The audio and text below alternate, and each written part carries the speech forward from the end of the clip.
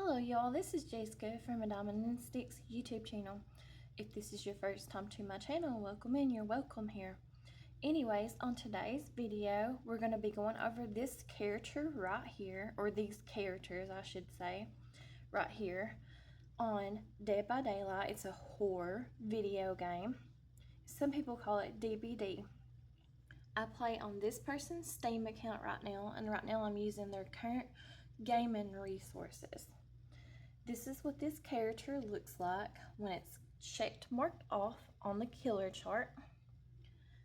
This character is prestiged to a level 4. These characters are called the twins. And these are actually my favorite characters on the killer side. I've only played them one time though, because it's a really hard characters on the killer side to play, but they're fun to play against, and they're also fun if you know how, but it's really hard to play as them as killers. Anyways, let's get into it and read the bio about them. The twins. A pair of conjoined twins, Charlotte and Victor Deshays, formed an emotional bond like no other. The unlikeliness of their successful birth in the 17th century could be described as miraculous. Yet it immediately brought about their life of prosecution. The twins emerged with Victor's lower body affixed into the chest of his sister, legs twisted around her muscles and organs. He was smaller than Charlotte, grown as if he were an appendage of her body rather than a fully formed boy. As the newborns screeched, so too did the midwife who delivered them, running from the home, yelling out a demon birthed by a witch. So began the hunting of Charlotte and Victor and their mother, Madeline. The coming years were fleeting memories for the twins, yet they were the closest thing to a normal life. They would know. The journey with their mother was what they believed all children underwent. The games of running and hiding through France's countryside being an ordinary occurrence. At the age of 5, a new challenge to the game was presented as their mother fell ill, pale and exhausted. Madeline had no choice but to pass responsibility of collecting food onto Charlotte. The girl, burdened under extra clothing that concealed Victor's protruding body, set out from their forest tent and marched to the nearby town. Though a particular lie, she did what she had been trained for, waiting for an opening at the market and swiping whatever food she could. It was a victory in the game, but one short-lived. After midnight, glowing flames surrounded the family's encampment. Bobbling through the darkness, a single commanding shout broke the night's silence, and a mob of witch hunters streamed in. Grubby hands tore the twins from their bed, Charlotte frantically kicking all who approached. Madeline cried for her children, her voice abruptly silenced by a club to her skull. Victor shrieked, the wailings of a trapped rat. The hunters coordinated quickly. A judge on hand declared Madeline guilty of witchcraft, evidenced by her demon spawn. Within minutes, They shackled her unconscious body to a tree surrounding her feet with dry twigs and moss. As she awoke, she did not struggle, only begged her children to turn away. They would have been given no choice. The twins were forced to watch as the torch was lit, and they watched as flames leapt up the mother's skirt, charring and sizzling her flesh. They watched as fat dripped from her body and her face bubbled and twisted. They watched until the screams that tore her vocal cords were no more, and all that was left was the crackling of embers and a nauseating stench. Whatever joy and goodness were in them died with their mother, caged and transported to an old wooden temple. They were sold to a secretive group, clad in dark cloaks. Victor reached with the fiercity of a rabid beast at any who approached, clawing and biting. The only solace that could calm him was the embrace of his sister, Charlotte, bitter and hateful to all but her brother, found purpose in being his protector. Within the temple, they were exposed to unusual experiments for years, some cruel, many simply baffling. One day, they would be made to break the neck of a small gray bird. The next, they would bleed their fingers into a vase of roses. Every seventh day, they would sleep with the branch of a damp oak beneath their pillow. Then there was the chanting, a never-ending chorus from cloaked figures on scheduled intervals. In time, a final experiment was planned. Two robed figures herded the twins to the center of the temple, holding Charlotte upon an altar in a room, lit with candelabras. The wrinkled face of a man peered from under his hood, placing a hand on the forehead of each twin. Making careful examination of their skulls, "Memento mori," he uttered, as he withdrew a shining blade. Charlotte rode to her side, shifting her brother off the altar with a screech. He screeched his arm as far as he could, knocking a candelabra to the ground. The flames took to the dry wood immediately. They swept over the floor, igniting the black robes that brushed against it. Screams of agony pierced the chaos, invigorating Charlotte. She dashed through the inferno, vision concealed with nothing but black smoke and blazing flame. A painful heaviness filled her lungs. No exit could be found, every step leading to overwhelming heat. She fell to her knees, suffocating, and then she saw it, sunlit like trees. She stumbled from the fire into the dewy grass without looking back. She ran into the forest until she collapsed.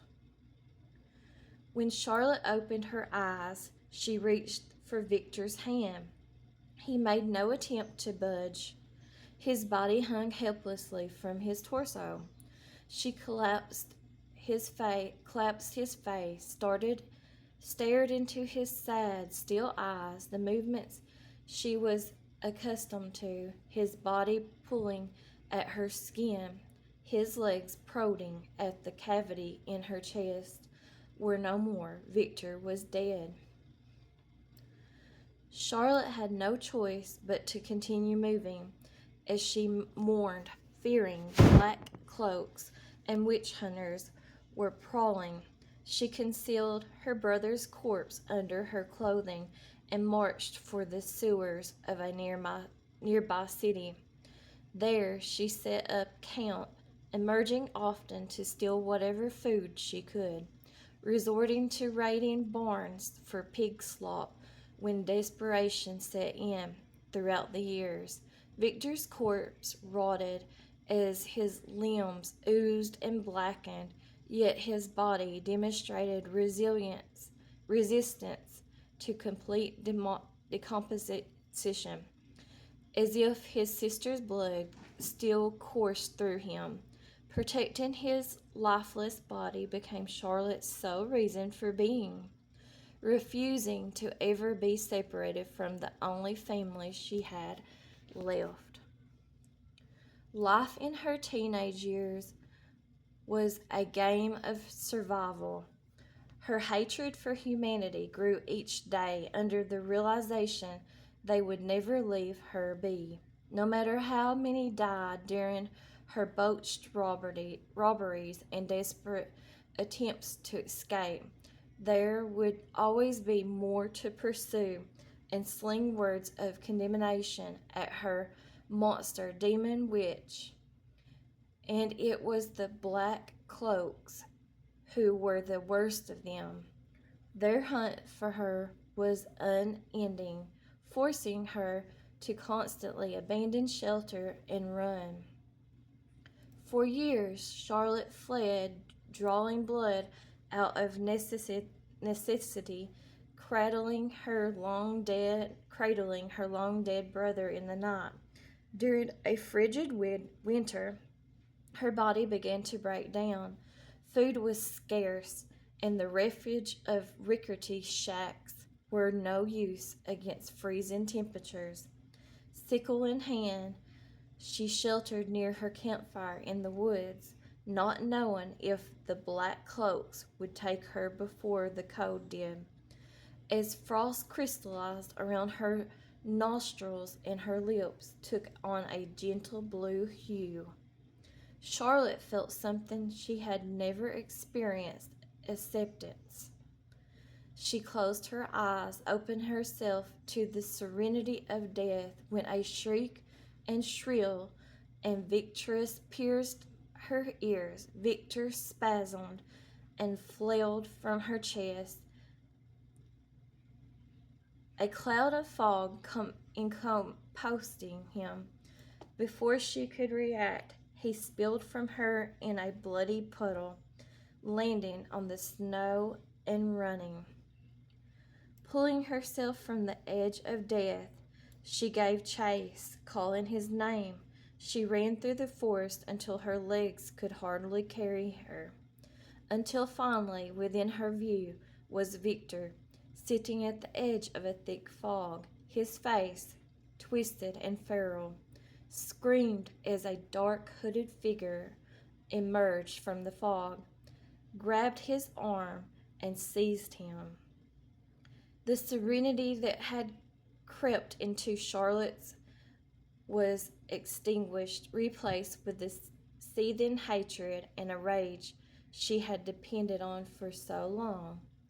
With a tight grip on her sickle, she charged into the fog, prepared to exquisite any who set foot near her brother. That's the bio of Victor and Charlotte, the twins. And that's how I have them dressed right now. That's their customization. Like I said, this is my favorite killer. Now let's read the perks. Hoarder, very rare. It's in the purple.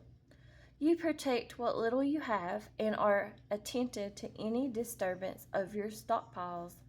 Survivors reveal their location when they interact with a chest or when they pick up an item within 64 meters of your location. The trial begins with up to 2 additional chests in the environment. Oppression, very rare because it's in the purple. Life has been difficult for you, so you'll make it difficult for others. When you damage a generator, up to 3 other random generators also begin regressing. If the affected generators are being repaired, any survivors repairing them receive a difficult skill check. Oppression has a cooldown of 40 seconds. Damn them as they would damn us. Charlotte Deshays. Her last perk, or their last perk, is Coup de Grace. Very rare because it's in the purple.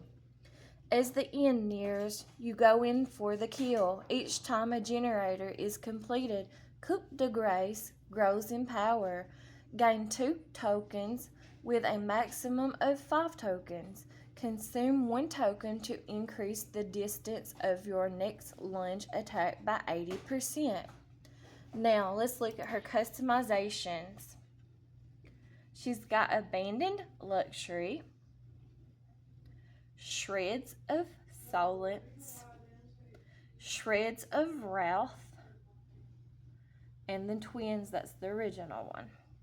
I've got a combination outfit on her, mostly in red. This is what her loadout looks like. And like I said, I do love this character. This is my favorite character as far as the killers, as far as just looking at, not really necessarily playing as. My favorite killer to play is the Trapper. That's really the only killer I do play. But I played this one like one time and I thought it was really hard, but it was also fun. And I love playing against these right here. They're actually probably the rarest killer in the game though. Not many people play them. I don't know why, but they are. And they're probably the most fun to play against too. There's also a thing in the game where you can, whenever Victor comes out of Charlotte and he's chasing after you, you can actually kick him and make him disappear. I know that's fun or mean or whatever, but it's also fun in the game. But anyways, this is what this person that owns the account is running on the perks. But I don't know what perks to use or whatever because I never hardly play it. And the only time that the account owner plays this game, Dead by Daylight, is when they're streaming, and they haven't streamed in months. This is what the Blood Web looks like. And like I said, these characters are prestige to level 4. And that's all I got for you today on the twins, Charlotte and Victor. And that's what they look like. Thanks for watching. I appreciate you all. Thanks. Talk to you later. Bye-bye.